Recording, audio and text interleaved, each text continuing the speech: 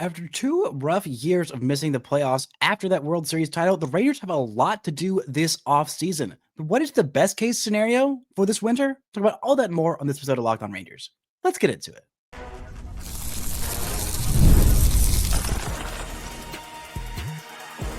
You are Locked On Rangers, your daily Texas Rangers podcast, part of the Locked On Podcast Network, your team every day. You are locked onto the Texas Rangers, the first and best daily Rangers podcast.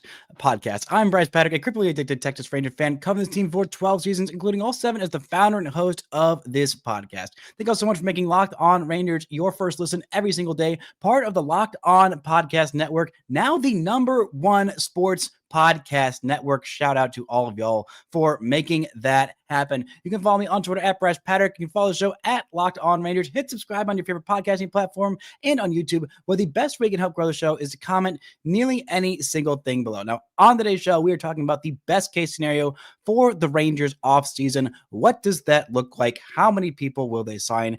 How much are they going to be gutted by these unfortunate payroll circumstances? Before we get into all that, today's episode is brought to you by Gametime. Download the Gametime app, create an account, and use code LOCKEDONMLB for $20 off your first purchase.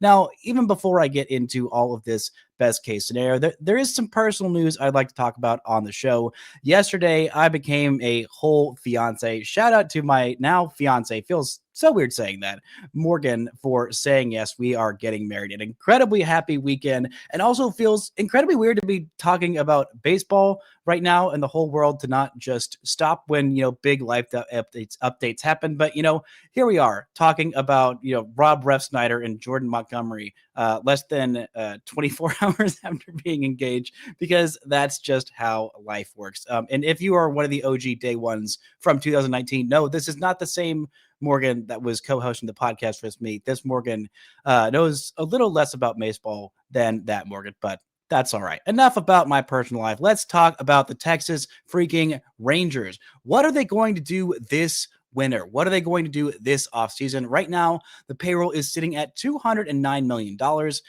And in this best case scenario, I'm still keeping it realistic. Now, the real best case scenario is the Rangers sign every free agent. They sign everybody, and they're all amazing, and the offense is good, and everything is hunky-dory. They become somewhere in the payroll of the Dodgers range, and Ray Davis stops crying poor and just bucks up and spends some money. But I try and keep it at least a little bit realistic in all of these even best case scenarios, because even one time the Rangers were better than my best case scenario. That was in 2021, but there is no Corey Seager on this offseason free agent market. There is no Marcus Semien on this offseason free agent market. The Rangers are not going to spend $500 million on a middle infield and go from a 100-loss team to a World Series champion in a couple of years. That's not happening. Hopefully they don't bottom out to a 100-loss team, but I want to try and keep it realistic. So at $209 million right now, that gives the Rangers about $35 million or so to play with before they get up against that luxury tax, which is going up from $241 million to $245 million.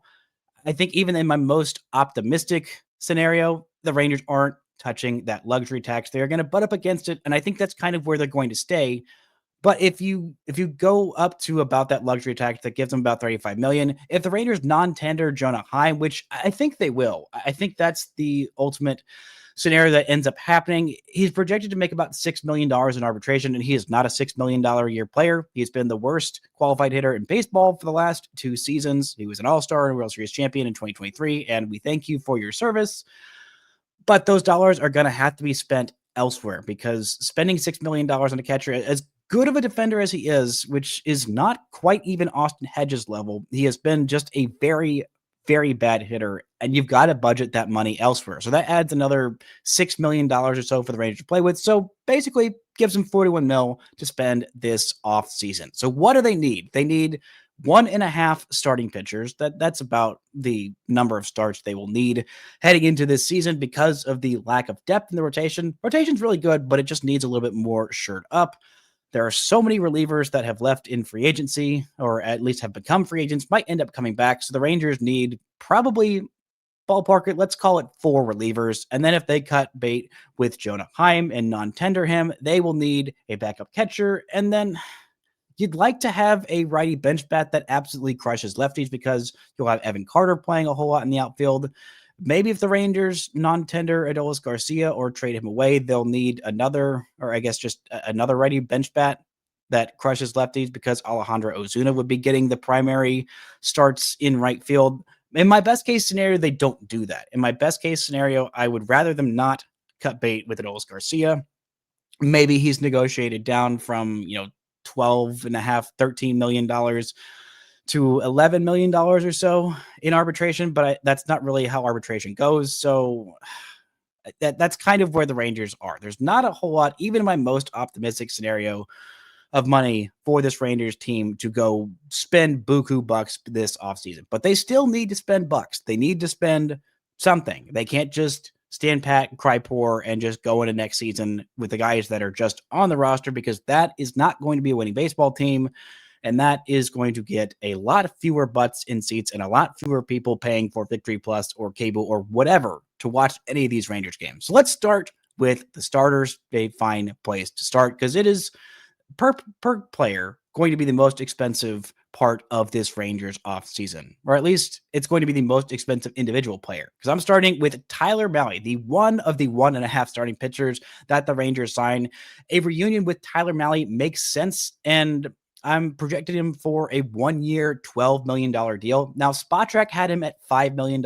I think that's a bit lowballing him. Just Baseball had him signing a 1 to 2 year contract somewhere in the $11 to $18 million per year range. I don't see a scenario where he would sign a 2-year, $18 million a year deal. That seems like a lot, but he's coming off of a great season. And if the Rangers can get 20 to 25 starts out of him, I think asking for 30 and 150 to 180 innings, I think that's asking too much. I don't think they're going to get that out of Tyler Mahle, but if they can get 20 to 25 starts and maybe not a 2.18 ERA, because maybe asking him to repeat the best season he's ever had is asking a bit much. But if he's anything close to that, this is a fantastic starting pitcher. He was the Rangers' third best starting pitcher last year, behind Jacob deGrom and Nathan Eovaldi. Heck, maybe at times he was ahead of those two with how great he started the season for the first 2 months. But a shoulder issue took out so much of his season. Only 16 starts last year, not even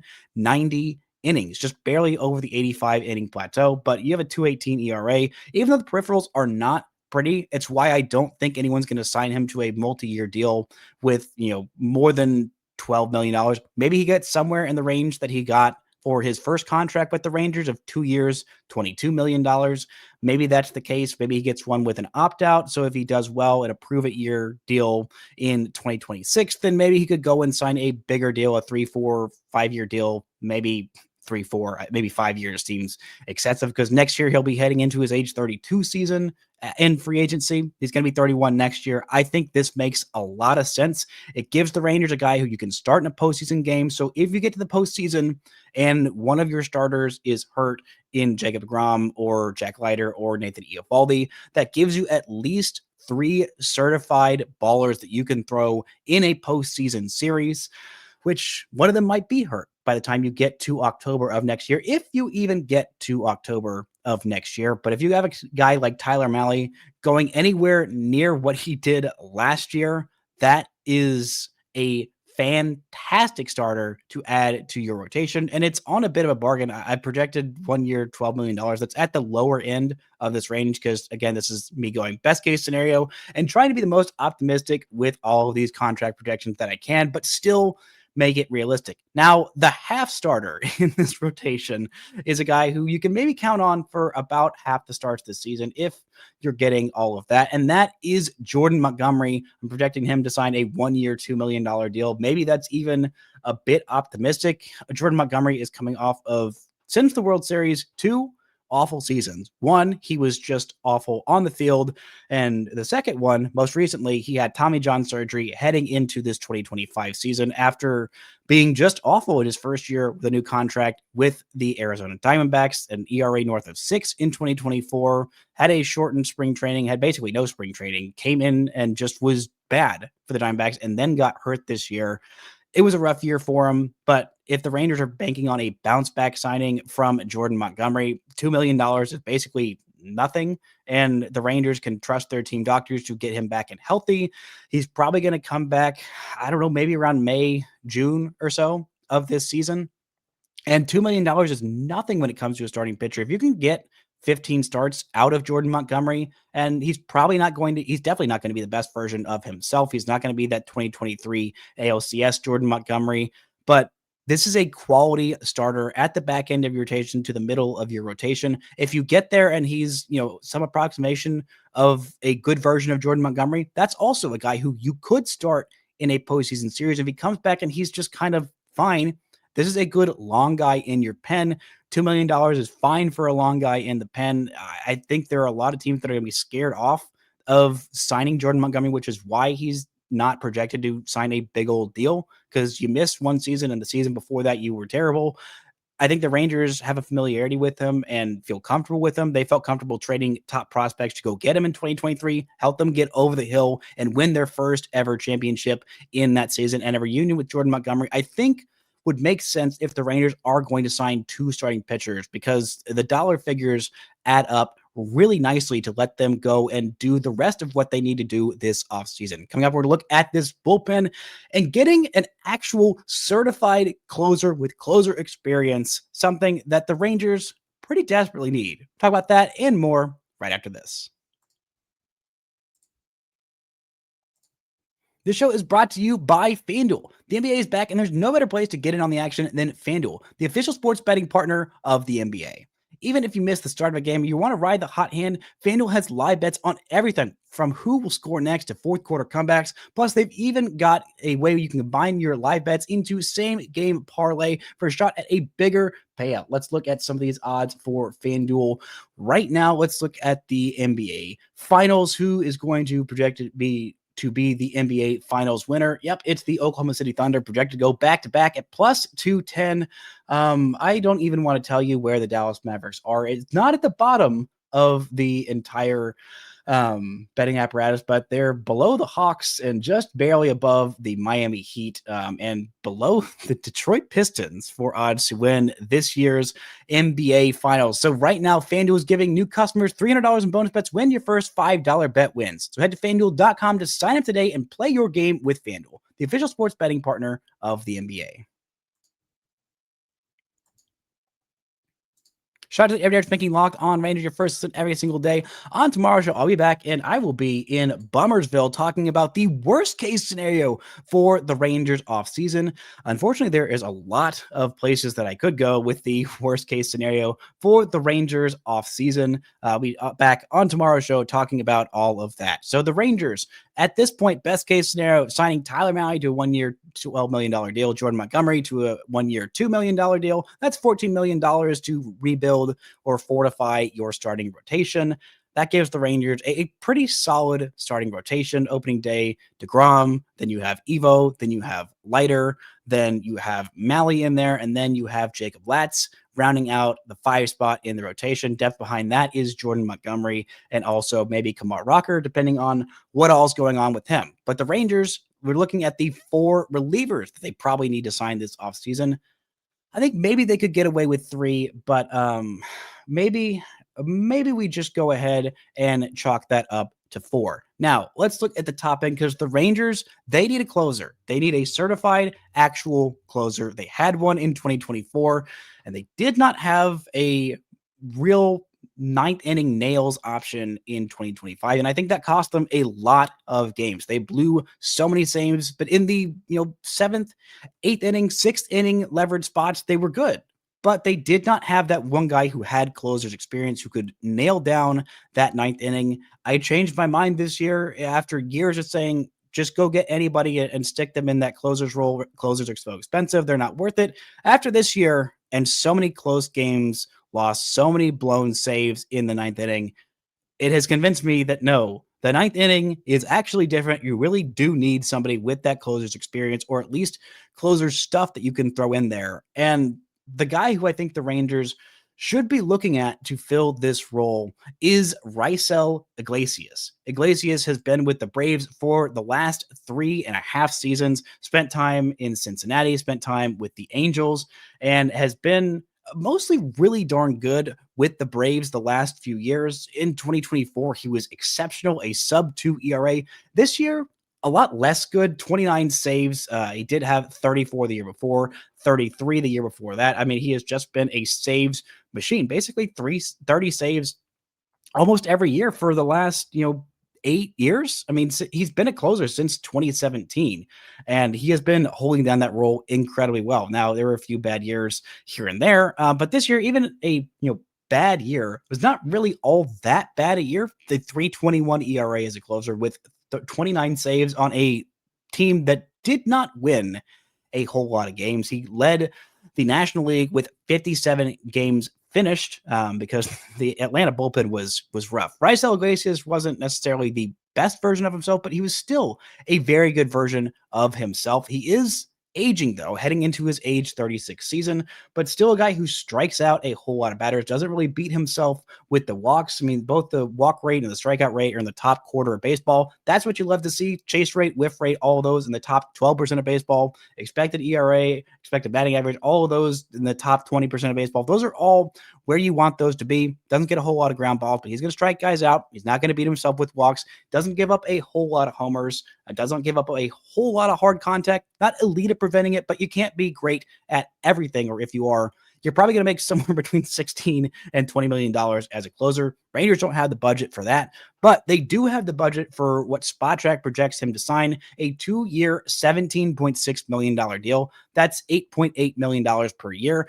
That gives the Rangers a guy who is a certified baller in the ninth inning, who you can trust to close down games, who can lock down that ninth inning, and you can feel really darn good about, where your starter goes and gives you 6 innings of 1-run ball, and then the offense is good enough to give you 3 runs, and you'll have guys that I'm about to talk about that will lock down the 6th, 7th, 8th inning, and then you put this guy in the 9th inning, feel really, really good about that. It's a little more expensive than I would rather the team spend, and it's 2 years on a closer who's heading into he's in his mid-30s, heading towards his late 30s at the end of that contract, but the track record speaks for itself, and there are some other guys with a better track record that are going to be more expensive. If the Rangers go early on and say, hey, Raisel Iglesias is our target, I think they could go and sign him for this level of a deal before he gets too expensive, because the Kenley Janssens of the world end up getting picked off and signed. There are a lot of really great closers on the market right now. Kenley Jansen,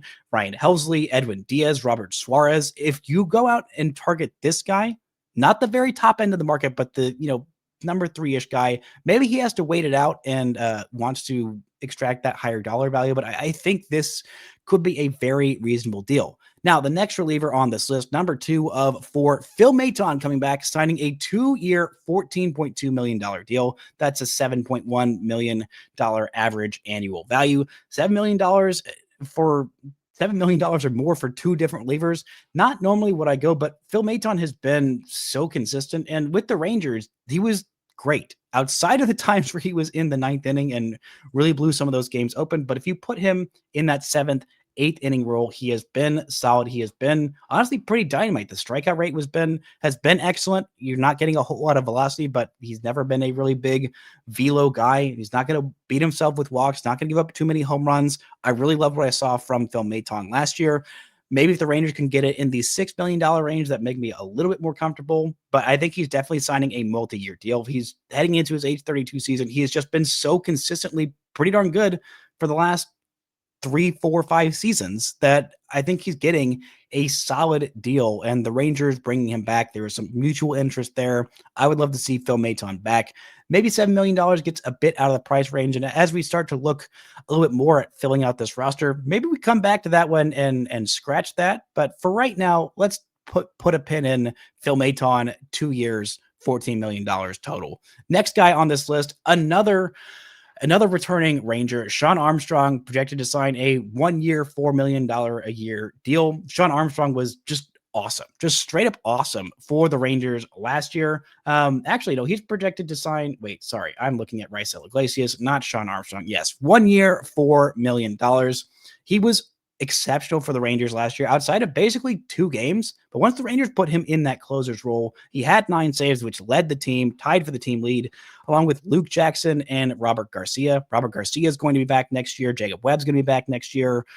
Looks like Cole Winn is going to be back and probably at the big league level to start next year as kind of a mid-leverage reliever. And so that's why the Rangers need about 4 relievers at this point. Shawn Armstrong coming back next year. Not a guy who relies a whole lot on velocity, giving you about a strikeout per inning, really does not walk guys at all or give up home runs. I mean, he barely gave up any home runs last year, gave a lot of weak contact. And I love what I saw from Shawn Armstrong down the stretch. So 1 year, $4 million. Again, it's more than they paid almost anybody in their bullpen last year. It's a significant pay jump from what he did the year before. I mean, in 2024, he just did not have a good season. The Rangers saw some value there. They signed him, they fixed him, and they might end up doing more of a buy low kind of a thing. Signing 3 different guys for $4+ million may not be the way the Rangers go, but Danny Coulomb, the last guy on this list, the 4th reliever, also projected to sign a $4 million a year deal. Maybe he's more in the $2 to $3 million a year range because, again, with all these relievers as currently projected, that's $24 million on the bullpen. That's a solid amount to go get 4 relievers, 4 quality relievers that you can trust in high leverage for just an average of $6 million per year. Get yourself a legit closer. Get yourself 2 guys who you can go and feel good about in your 7th or 8th inning in Maton and Armstrong and Coulomb too. I mean, Coulomb had a couple of rough outings with the Rangers, but he only didn't pitch in all that many games for Texas. For the most part, he was pretty darn good. Just those couple of bad outings really kind of sour the taste in your mouth about the overall picture of what he did last season with the Rangers. But again, when you're a reliever and you pitch in only 15 games with Texas, then a couple of bad games can really skunk your numbers. And the 5.25 ERA that he had in Texas looks a whole lot worse than what most of the results actually ended up being. So that gives the Rangers at $38 million. Gives you $3 million for what else the Rangers are going to do. Let's look a little bit at that. What are the Rangers going to do with their backup catcher? And will they have enough to afford just a bench bat who crushes lefties? Talk about that and more right after this. This show is brought to you by Gametime. And the NFL season is back, and honestly, there's nothing better than being in the stadium surrounded by fans cheering on your team. But let's be honest, getting tickets can be a hassle. Between queues, login screens, and prices jumping at checkout, it's incredibly frustrating. That's why I use Gametime. It's the app that gives the advantage back to fans. Gametime is fast, it's easy, and it's backed by the Gametime guarantee. You can always get 100% authentic tickets delivered on time and at the best price. Plus, all the fees are included, so the price you see is the price you pay. The app makes it so simple to go to these games, to check out the prices. They give you the best prices. It is so easy to see all these prices, and the tickets actually get cheaper the closer you get to Gametime. So download the Gametime app, create an account, and use code LOCKEDONMLB for $20 off your first purchase. Terms apply. Again, that's promo code LOCKEDONMLB for $20 off. Swipe, tap, ticket, go. Download Gametime today. Shout out to the areas making Locked On Rangers your first listen every single day. On Wednesday's show, I'll be back and talking about the most realistic case scenario for the Rangers offseason this winter. What is a middle ground between the best case and the worst case scenario? What is it probably going to look like this winter? That'll be on Wednesday's episode of Locked On Rangers. So now the Rangers have spent $38 million on their bullpen and I guess just on their pitching staff in general. And the only bat they really need at this point, with how the offseason is going in my best case scenario mind, is just a backup catcher. And you may be thinking, okay, well, how much is that going to cost? Well, not all that much, but there's also not all that many options for a backup catcher. There is, well, if the Rangers wanted to go blast into the luxury tax and go sign JT Realmuto heading into his age 35 season after probably the worst season of his career, a guy who might probably be aging after being, I'd say, the best catcher in baseball for at least a 3 to 4 to 5 year stretch or so. I don't think the Rangers are going to do that. There's not a whole lot of other options. There's Danny Jansen. He's projected to sign about a $7 million deal. James McCann had a really good year with Arizona. He's projected to sign about $6 million. Gary Sanchez, is he still a catcher? I don't really know. But outside of that, there's not a whole lot. But I think Victor Caratini could be a fit for the Texas Rangers, projected to sign a $2.2 million deal after signing a $6 million deal with the Houston Astros. And so many of his big hits, he did not hit all that much last year, but the big hits that Victor Caratini had felt like they all came against the Texas Rangers. But signing a backup catcher for about $2 million, I think that's fine. He was about a league average hitter. His OPS plus was 101. That was after a pretty good last couple of seasons. He was a 111 OPS guy in 2024 with Houston. So a 2-year deal. So it hits 12 homers last year, a 728 OPS. I mean, that's solid. Fine. That's, I think, better than what Jonah Heim did this year. I know the OPS is better than what Jonah Heim did, but I think the total amount of home runs, too, is better than what Heim had done with Texas this year. I think that's a solid option. At that point, you're at $140.2 million. You have kind of $0.8 million to spend for the rest of this offseason exercise. And at that point, you're basically done. The Rangers couldn't really afford, or I guess would not, I should say, would not really want to spend the money for, it would cost about $4 million. All of these bench bats that, would kind of platoon in that right field kind of a role, or just wherever else they end up putting themselves in the outfield when Wyatt Langford takes over in center against a left-handed starter and Evan Carter ends up sitting on the bench. Most probably, I just think that's the most likely case scenario where the Rangers end up going. I would really like for the Rangers to have a bench bat who just crushes lefties, because Jock Peterson is your everyday DH and he can't really hit lefties. He also couldn't really hit righties this past year. Hopefully he just kind of sorts that out and that's all fine. But I think the Rangers need just a little bit extra. So maybe the Rangers go something a little bit different. Maybe they don't end up signing Phil Maton. That drops $7 million off the board. Maybe the Rangers go with a little bit of a buy low, a reunion with Kirby Yates, who had an incredible season in 2024 with Texas, then signed a big old 1-year deal with the Dodgers and was hurt and bad with LA this year. Still ended up getting himself a ring. Maybe the Rangers go buy low there, and that gives them the $4 to $5 million a year they need to spend. They probably need to spend on a right-handed bench bat.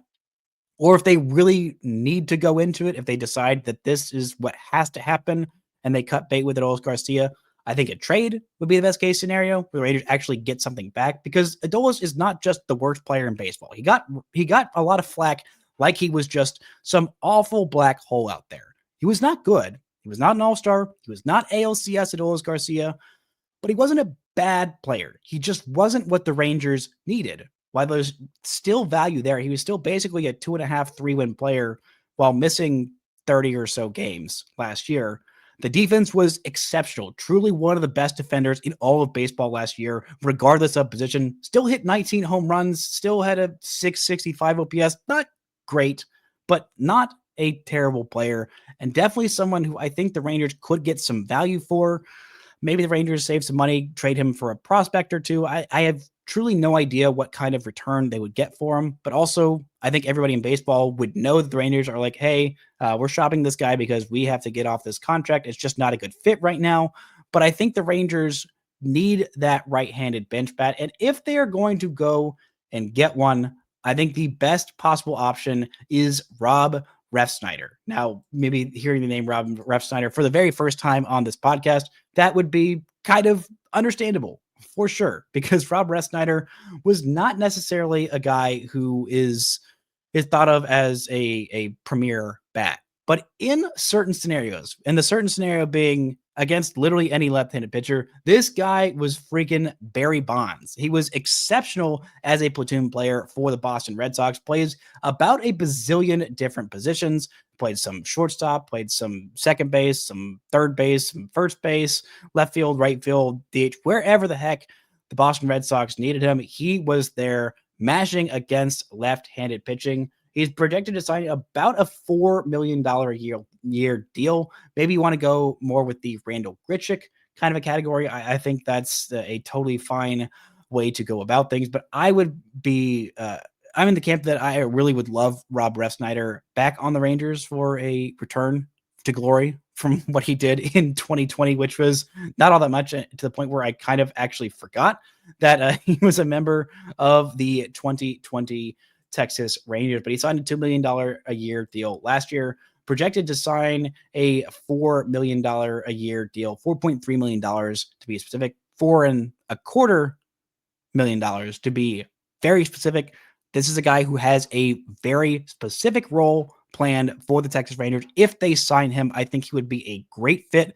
Give the Rangers some righty mashing, guy who mashes lefties for a lineup that just has so many left-handed bats in it. Seager is not quite what he once was, mashing left-handed pitching. Evan Carter has been better, still not good against lefties. Jock has not been particularly good against lefties. And if the Rangers ship out Adolis Garcia, Alejandro Ozuna has not been competent even against big league left-handed pitching, and he's been kind of just fine in the minors. Again, I really don't love that scenario because I like Ozuna. I think he is a good player. I'm just not quite sold that he's an everyday starter on a team that should be competing for a championship, which is what the Rangers should be in 2026. But say the Rangers want to go cheap and don't end up signing Phil Maton, they go back to like a $1 million, $2 million deal on a super buy low for Kirby Yates. I think that gives them the space to go and do this and still be well enough, $1 million, $1.5 million under the luxury tax. I think that's the best case scenario for the Rangers this offseason. So just to recap, Tyler Mahle to a 1-year deal, Jordan Montgomery to a 1-year deal, Raisel Iglesias, bring in that legit closer for a 2-year deal, Shawn Armstrong, Danny Coulomb, and Kirby Yates as the rest of the bullpen options, Victor Caratini as the backup catcher, and then Rob Refsnyder as your lefty destroying bench bat to just plug in wherever you need him. If the Rangers end up with this offseason specifically, I'd love it. I would be overjoyed as it can be about this Rangers offseason. There's honestly, the fact that this is the best case scenario for the Rangers offseason kind of tells you that it's not going to be one of those super fun offseasons. It's not going to be 2021 where the Rangers head into that offseason in a rough spot and ended it with just so much freaking hope. It's not going to be like 2022 where the Rangers bring in Bruce Bochy, they sign Jacob deGrom, they sign Nathan Eovaldi, they completely renovate the rotation, and everything looks great. It's not going to be one of those off seasons. Even last year, I was very optimistic about what the Rangers did with their offseason. And unfortunately, it didn't really work out. I think they had a team that was good enough to get to the postseason and maybe do some damage while they got there, but it just did not end up working out that way. Maybe this is the way that the Rangers go. And if they do, Chris Young, take some notes because this would be the best case scenario for the Texas Rangers in this offseason. That's going to do it for today's show. Thank you all so much for listening and subscribing. And until next time, don't forget to enjoy baseball.